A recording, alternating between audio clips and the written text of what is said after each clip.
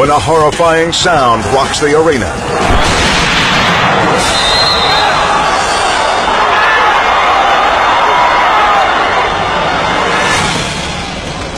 An enraged fan throws a grenade onto the court, and chaos erupts. But when the smoke clears, medics spot a critically injured man, security guard Yoav Glitzstein. But Yoav's not just a victim, he's also a hero. Watch closely. Seconds before the explosion, Yoav picks up the grenade and tries to run off the court.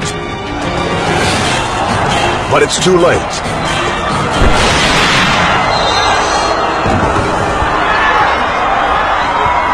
Yoav writhes on the floor in excruciating pain. Against all odds, the fearless security guard survives.